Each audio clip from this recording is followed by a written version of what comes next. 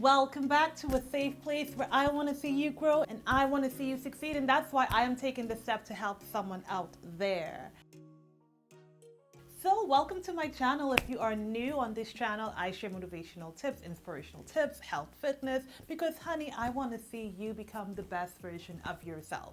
If you like what you're seeing so far, go ahead and hit the subscribe button. Today, I will be sharing with you 3 tips for good mental health, all based on my personal experience, because if you've been following me and have been watching my videos, you would see that I have been through some sort of roller coaster in my life, and I found my way from ashes to beauty. For me, the first thing that I had to do to create a path towards good mental health was learn how to forgive. I had to come from a place of forgiveness where there was resentment, there was hurt, there was pain. I had to learn to let go of that energy so that way I can bring in and create a new form of love and laughter into my life. To be thinking about your past, you know how much worries you're like literally carrying in your mind, that is like crazy. That's like carrying a luggage of like 1,000 kilo of weight on your back everywhere you go.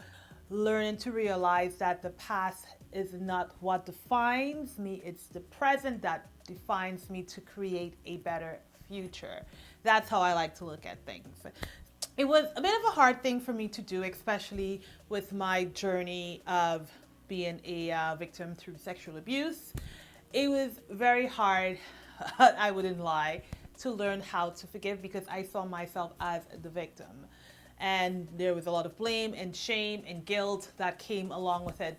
The moment that I realized that I wanted better in my life, I learned that forgiveness was the first thing that was required in order for me to take the step towards this journey of personal development, self-help, self-growth, self-mindset, getting the mindset in check. When I started learning to forgive, my heart started getting all like fuzzy and bubbly, and I started to enjoy life a little bit more. If we are carrying any sort of resentment, to let go of, it ain't worth it, honey, because life is too short to be holding on to baggages and bags and trash and all of that. Let go of it. Learn to just woosah, move on, and enjoy the beauty of life. The next tip would be applying self-love to yourself. Knowing that you are worthy and you are deserving and you need the time to rejuvenate, to relax, to take care of you as a person. Like with all of the busyness around us in the world, you need that time for you to tune into you, to love you, to understand you, to listen to your body, to listen to your thoughts, to measure your progress in life. There is so many things that self-love entails.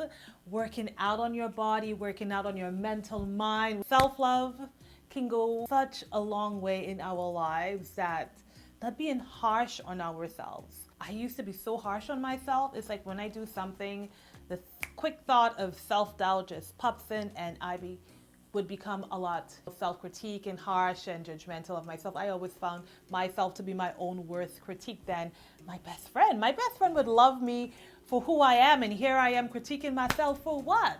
So adopting the behavior of self-love was such an important tool that I had to engrave into me as a human being, because how can I love my neighbor if I don't love myself? And not loving myself in an external form, but loving myself in an internal form. And that is a continuous work in progress where it's a constant applying habits, applying things, trying ways that will work and fit into your life, and areas and ways that isn't fitting into your life, you need to just declutter it. One of those things that helped with my mental health. It allowed me to then have a brighter, better perspective, and it created more compassion, because once I started loving me and my flaws, my perfection, my whatever you may want to call it, I started to feel in a place of I belong here. If you know what I mean, sis, put it in the comment if you know what I mean. Following along with self-love is the third step, learning to not take things personally. I don't know about you, but I am an emotional sign. I am a Cancer. That is my zodiac sign if you're into horoscopes and all of that. And Cancers are very emotional creatures. They literally like to hold on to the past and they like to take things personally. That is like their sign. And I carry that trait, unfortunately, but it's something that I'm working with, and we are emotional creatures. So with us being super sensitive and super emotional, I for one would take things personally. Like if someone would approach me, I would assume and look at it in a different way. Now this is older me, guys, that I'm talking about. It ain't the new version of me that I'm talking about. Hey, I'm giving you all the tea from like years ago. I would take things personally, and I will go home and I will dwell and I would think and I would wake up and I would think. That's like, girl, what you doing to yourself? Like seriously, why are you carrying all that load? It's like carrying all the load of like your past.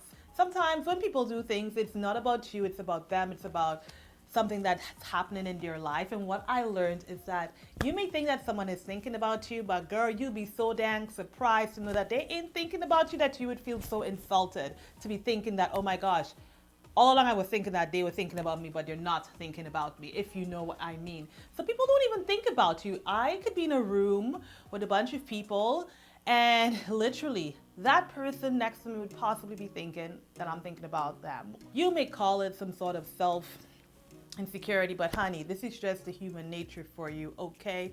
We just look to find ways, the brain, how it works for things to become as an attack, to take things somewhat personally. The moment that I started not taking things personally, my mental mind shift was like through the roof and through the walls. It was like this big evolution of like, wow, I felt a sense of like being like, I really don't care what you think, say, or do. Like, life is too short. Like, at the end of the day, and not that I'm trying to sound all like saddy daddy here, at the end of the day, we're all in this together. You do want to have compassion, and you do want to have humility and empathy and all of that good stuff, but to sit in a way where you are like constantly thinking about something that someone did, you don't take it personally. You go out there, have that chat. If it is that it's something on your mind that you want to get off your shoulder,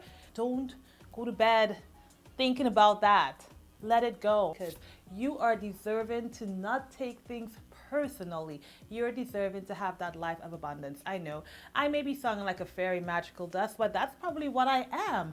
I am your fairy godmother because I want you to become the best version of yourself. Put in the comments below if there are any tips that you would like to share, that you have been trying, that has been helping you with your mental health, because that's what we all want, the good mental health. We're all in this together. We are one divine connection. Now I'm sounding all like divine and diny, but no, I'm just into the whole spiritual enlightenment stuff. Check out these videos right here to see more of my content for that inspirational advice, because I want to see you grow and I want to see you succeed. That is why I am taking this step to help someone out there. Don't forget to hit the subscribe button, and until next time, I will see you on my video. Stay beautiful, stay wonderful. Bye.